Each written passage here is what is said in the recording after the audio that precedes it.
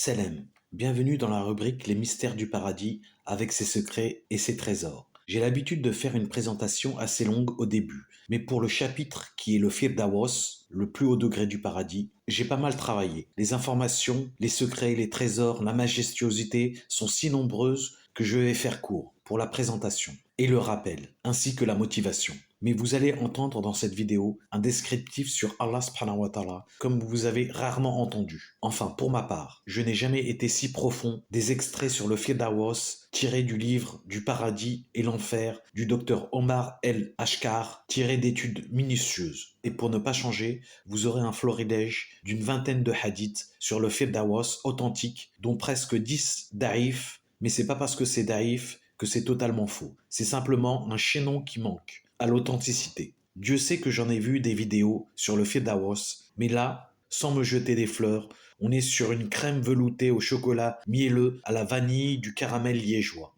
N'hésitez pas à partager, je vous le conseille vivement, c'est un geste noble et une hasanette non négligeable. Et j'ai une cinquantaine de vidéos sur les détails croustillants mystérieux du paradis que je vous invite cordialement à voir, ainsi que des vidéos avec ChatGPT. Assez palabré, commençons le sujet. La proximité avec le trône d'Allah. Le prophète Mohammed sallallahu alayhi wa sallam a dit « Lorsque vous demandez à Allah le paradis, demandez al-Firdaus, car c'est le meilleur et le plus haut degré du paradis. Au-dessus de lui se trouve le trône du tout miséricordieux et de lui jaillissent les rivières du paradis. » Rapporté par Al-Bukhari Muslim.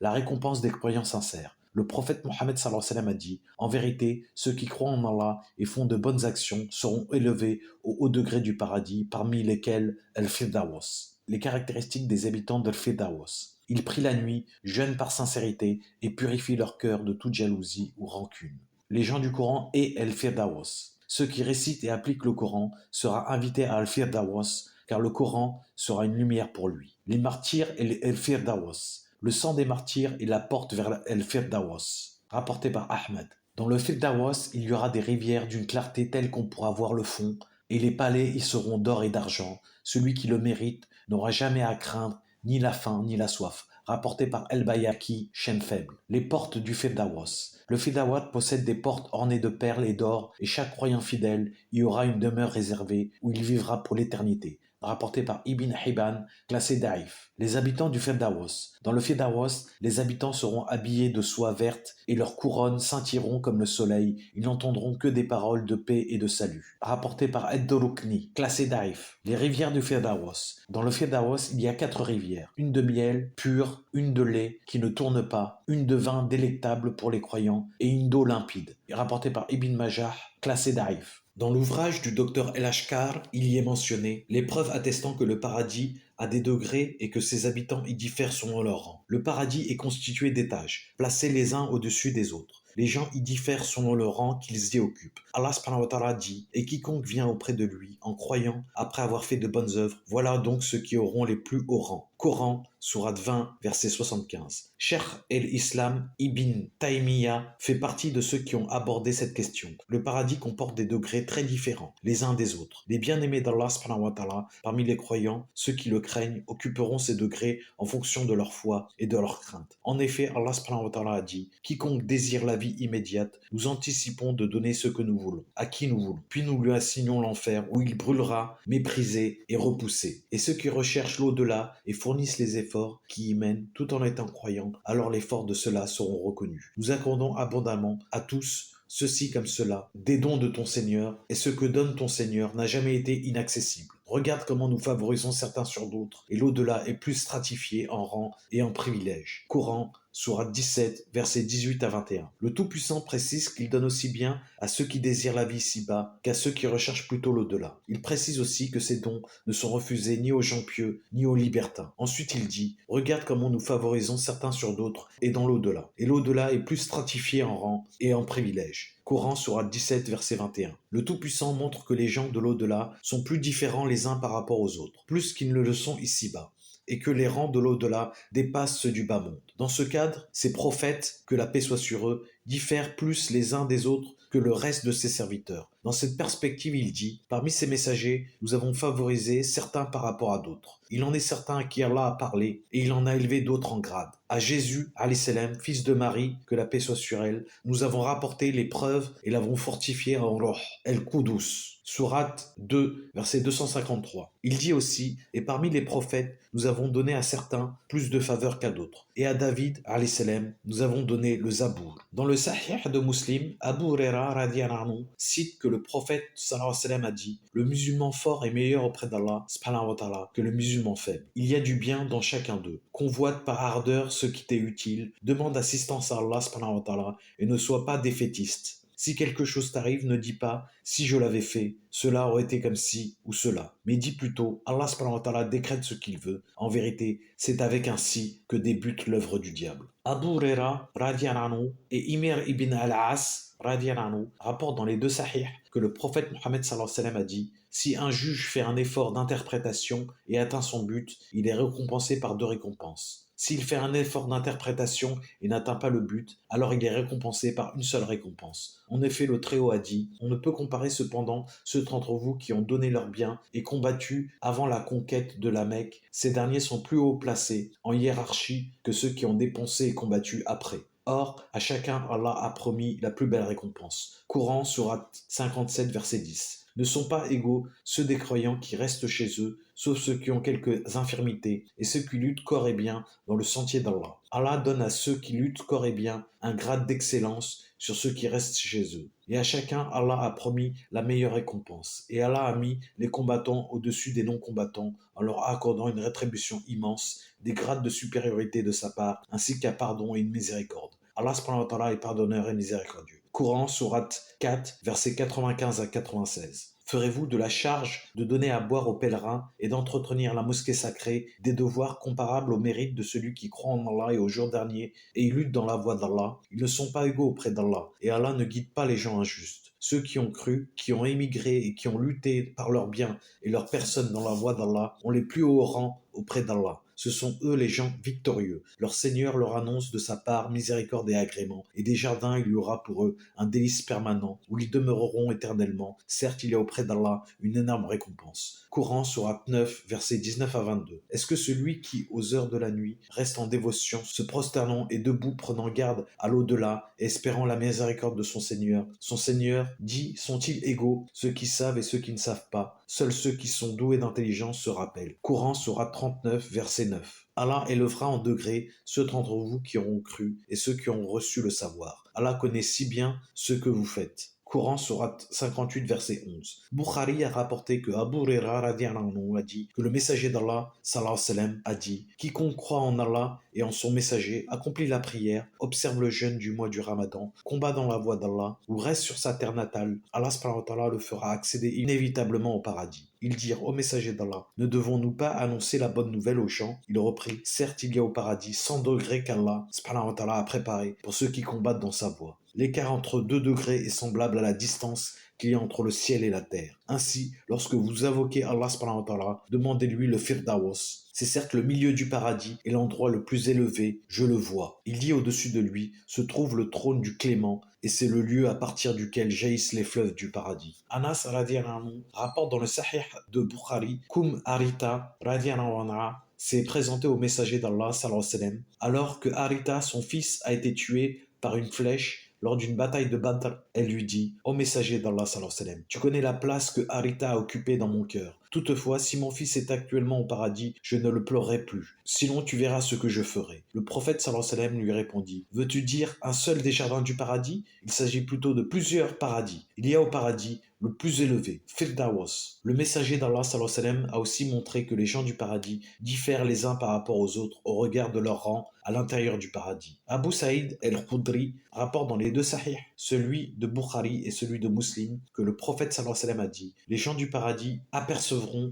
au-dessus d'eux les gens dans leurs chambres comme ils aperçoivent l'étoile à l'horizon de l'Orient ou de l'Occident, à cause de la différence qui existe entre eux. À cet égard, les gens dirent au messager d'Allah sallallahu alayhi wa sallam, ne s'agit-il pas de la demeure des prophètes qu'aucun n'a atteint à part eux? Le prophète sallallahu alayhi wa sallam répondit, non, par celui qui tient ma vie en sa main. Il s'agit d'étages réservés à des hommes qui ont cru en Allah subhanahu wa ta'ala et reconnu comme véridiques les messagers. Abu Saïd radiallahu anhu a dit dans le Mousnid d'Ahmed, dans les Sunan de Tirmidhi, d'Ibn Majah et le Sahih d'Ibn Hibban que le prophète sallallahu alayhi wa sallam a dit: les gens des rangs inférieurs verront ceux des rangs supérieurs de la même manière que vous voyez l'étoile qui apparaît à l'horizon. Abu Bakr et Omar font partie de ceux qui jouiront de plus de délices. El-Qurtubi a dit: sache que ces demeures varient en hauteur et en qualité suivant les œuvres et leurs occupants. Certaines d'entre elles sont plus hauts que les autres. Lorsque le prophète sallallahu alayhi wa sallam a dit: par celui qui tient ma vie en sa main, des hommes qui ont cru en Allah ont reconnu comme véridiques les messagers, sans mentionner les œuvres ni rien d'autre, si ce n'est la foi. Et l'accréditation des messagers, c'est afin que l'on sache qu'il parlait de la foi véritable et de la reconnaissance du statut des messagers comme étant véridique, sans hésitation ni réclamation de signe. Sinon, comment obtiendrait-on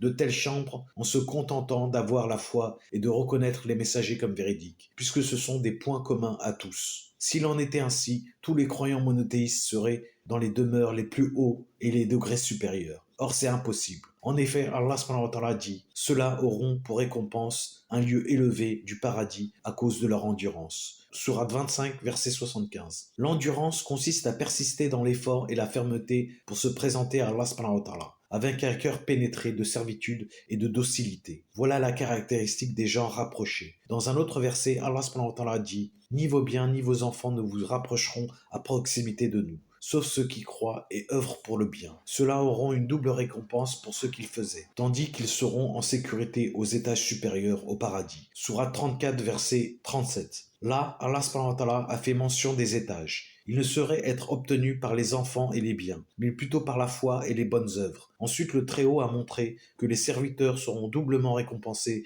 et que leurs demeures seront les étages. Il te fait savoir qu'il s'agit là d'une foi sereine à laquelle le cœur s'est attaché et par laquelle il s'est apaisé par rapport à ses connaissances, par rapport à toutes ses affaires et ses lois. S'il accomplit une œuvre pieuse, il ne la mêle pas à son contraire, c'est-à-dire à une œuvre corrompue. L'œuvre pieuse, non entachée de perversité, ne peut provenir que d'une foi véritable et sereine, en toutes ses affaires et ses lois. La foi et l'œuvre de celui qui procède à un mélange ne sont pas de cet ordre. C'est pour cela que son rang est différent de celui des autres. Les détenteurs des hauts rangs jouiront de délices meilleures de ceux qui leur sont inférieurs en rang. Allah subhanahu wa ta'ala dit qu'il a préparé à ceux qui le craignent 2 jardins au paradis. Et pour celui qui aura craint de comparaître devant son Seigneur, il y aura 2 jardins. Sourate 55, verset 46. Il est décrit, puis il dit: en deçà de ces 2 jardins, il y aura 2 autres jardins. Sourate 55, verset 62. C'est-à-dire en deçà des 2 premiers types de jardins, en fait de situation et de rang, quiconque médite sur les caractéristiques des 2 jardins dont Allah subhanahu wa ta'ala a fait mention, en dernier sera que de tels jardins ont moins de mérite que les 2 premiers. En fait, les 2 premiers sont réservés aux gens rapprochés, alors que les 2 derniers sont pour les gens de la droite, comme l'ont noté Ibn Abbas et Abu Musa el-Ashari radiyallahu anhu. À cet égard, El-Qurtubi a dit dans sa Tadkira: lorsque Allah subhanahu wa ta'ala a décrit les 2 jardins, il y a fait allusion à la différence entre eux. Aussi, dit-il au sujet des 2 premiers, ils y trouveront 2 sources courantes. Sourate 55, verset 50. À propos des 2 autres, dans lesquels jardins il y aura 2 sources jaillissantes. Sourate 55, verset 66. En d'autres termes, ces 2 dernières sources offriront au spectacle de jets d'eau, mais n'en seront pas pour autant, comme les 2 premières, des eaux courantes. En effet, le fait de jaillir est différent de celui de couler. De même, Allah subhanahu wa ta'ala dit au sujet des 2 premiers jardins: ils contiennent 2 espèces de chaque fruit. Sourate 55, verset 52. Aussi, bien connu qu'insolite, frais que sec, il a donc généralisé sans particulariser à propos des 2 autres. Il a dit: ils contiennent des fruits, des palmiers et des grenadiers. Sourate 55, verset 68. Il n'a donc pas mentionné que ces jardins contiennent 2 espèces de chaque fruit. Allah subhanahu wa ta'ala dit aussi à propos des 2 premiers jardins: ils s'y accoudront sur des tapis doublés de brocart. Sourate 55, verset 54. Au sujet de l'autre, il dit: ils s'y accoudront sur des coussins verts et des tapis brodés et jolis. Sourate 56, verset 76. Il ne fait pas de doute que le brocart est supérieur à la broderie et que les tapis sur lesquels on s'accoude sont meilleurs que les coussins. Il a dit à propos des 2 premiers jardins, en ce qui concerne les houris: aux grands yeux, elles seront aussi belles que le rubis et le corail. Sourate 55, verset 58. À propos des deux autres jardins, il dit, là il y aura des femmes vertueuses et des belles. Sourate 55, verset 70. Or, tout ce qui est beau ne ressemble pas au rubis et au corail. Il décrit les deux premiers types de jardins en ces termes. Aux branches touffues, sourate 55, verset 48. Et les deux autres comme suit, ils sont d'un vert foncé, sourate 55, verset 64. C'est-à-dire sombres à cause de leur verdure. C'est ainsi conclut Al-Qurtubi, il a caractérisé les deux premiers par la multitude de leurs branches et des deux derniers par la verdure uniquement. Al-Moussa al-Ashari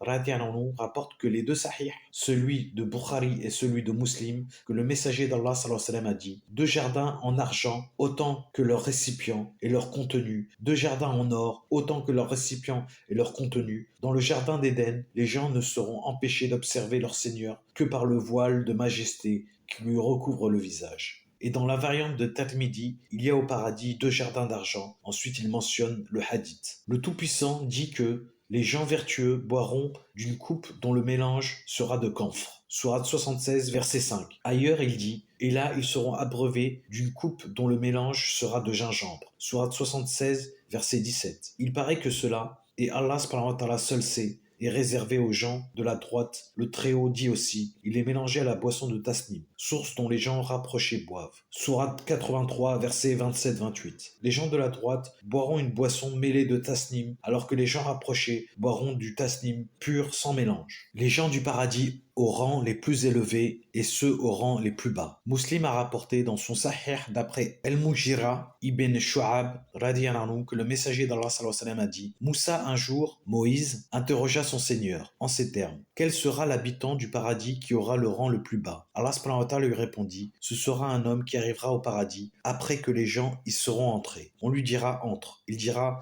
comment y entrer, Seigneur, alors que les gens en ont occupé les demeures. Sur ce, on lui dira, seras-tu satisfait d'avoir un royaume semblable à celui d'un des rois du bas monde? Oui, répondra-t-il. Alors son Seigneur lui dira, tu l'as, et je t'en ajoute un de semblable, un autre de semblable, un autre de semblable, un autre de semblable. Au cinquième rajout, l'homme dira, cela suffit, je suis satisfait. Ensuite son Seigneur lui dira, je t'accorde ce royaume et 10 autres de semblables. Tu auras ce que ton âme désire et ce qui est un objet de réjouissance pour tes yeux. Alors il dit, je suis satisfait Seigneur. Une autre question de Moussa, Moïse, fut, quel est l'habitant du paradis qui a le plus haut rang? Il dit, c'est cela que j'ai choisi, j'ai planté leur honneur de ma main et je l'ai cacheté. Aucun œil ne l'a vu, aucune oreille n'en a entendu parler, et cela n'est point venu à l'esprit d'un être humain. Cela est corroboré par le verset que voici, personne ne sait ce qu'on a réservé pour eux comme réjouissance pour les yeux. Sourate 32, verset 17. Le degré le plus élevé au paradis sera obtenu par une seule personne. Ce lieu est dénommé El-Wasila. S'il plaît à Allah subhanahu wa ta'ala, notre prophète sallallahu alayhi wa sallam choisi et élu,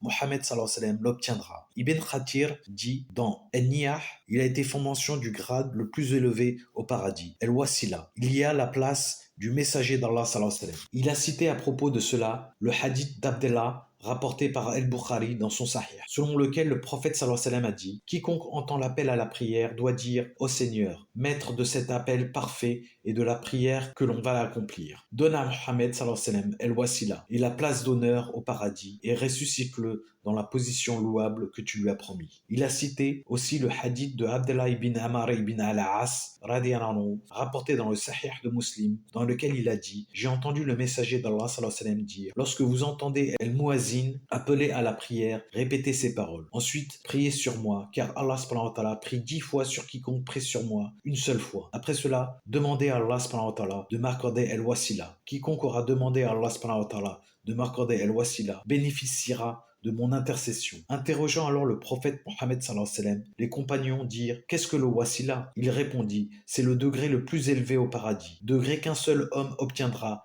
et j'espère être cet homme. Hadith rapporté par Ahmed d'après Abu Huraira et rapporté dans le Musnad d'après Abu Saïd qui a dit que le messager d'Allah sallallahu alayhi wa sallam a dit, El wasila est un degré auprès d'Allah subhanahu wa ta'ala, un degré au-dessus duquel il n'existe aucun autre. Alors demandez à Allah subhanahu wa ta'ala de me l'accorder. Ceux qui occuperont les degrés élevés. Les martyrs font partie de ceux qui occuperont les degrés élevés au paradis. Les meilleurs parmi eux sont ceux qui ont combattu en première ligne et n'ont pas fait volte-face. jusqu'à qu'il soit tué. Dans le Mousnid d'Ahmed et le Moujam de Tabarani, Nouaym rapporte selon une chaîne de transmission authentique que le prophète Mohammed sallallahu alayhi wa sallam a dit: les meilleurs des martyrs sont ceux qui ont combattu en première ligne et qui n'ont pas fait volte-face jusqu'à être tués. Ceux-là jouiront des hauts demeures du paradis. Le Seigneur rira à leur sujet. Or, lorsque le Seigneur quelque part rit au sujet d'un serviteur, cela veut dire qu'il ne sera pas jugé. D'autre part, celui qui rend service aux veuves et aux pauvres aura le degré de celui qui combat dans la voie d'Allah subhanahu wa ta'ala. Il est rapporté dans le Sahih de Muslim, d'après Abu Huraira radhiyallahu anhu, que le prophète Mohammed sallallahu alayhi wa sallam a dit: celui qui rend service aux veuves et aux pauvres est semblable à celui qui a combattu dans la voie d'Allah subhanahu wa ta'ala. À celui qu'Allah subhanahu wa ta'ala aime le plus,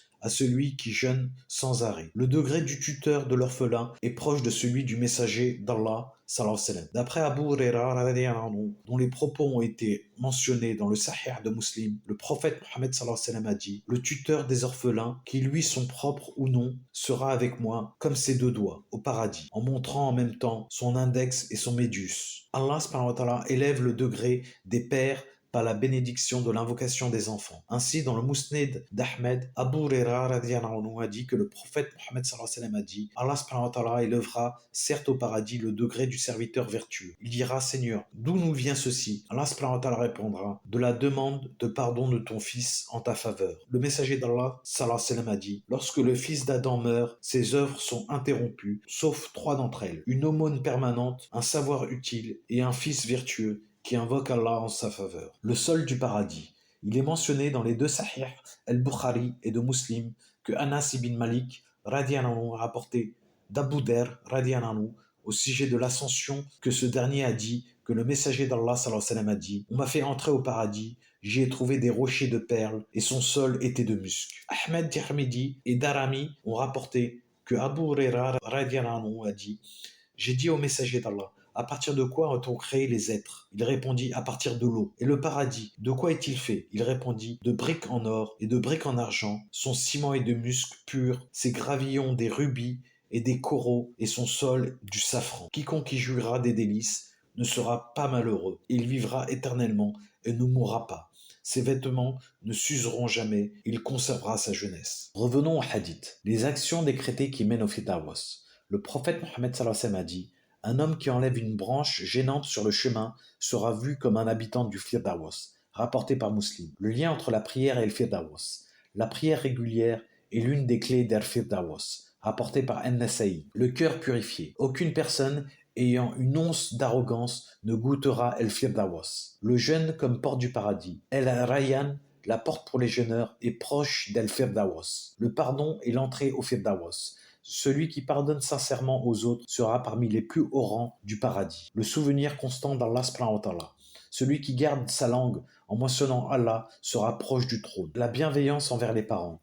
Celui qui respecte et honore ses parents atteindra El Firdaus. La pureté des intentions. Une intention sincère peut élever une personne jusqu'au Firdaus, même si elle ne réalise pas l'action. La charité cachée. L'aumône secrète éloigne du feu, de l'enfer et rapproche du Firdaus. Les bons voisins. Celui dont le voisin ne ressent que du bien sera élevé parmi les rangs du paradis. Je vous fais un message en direct du montage vidéo en vous informant que dû à une très longue longueur de vidéo, je vais faire cette vidéo en deux parties, car le montage vidéo est très pénible, en une fois. Je vous invite à voir la suite, qui est à mon humble avis encore bien plus intéressante que la première, dans quelques petits jours à peine, Inch'Allah.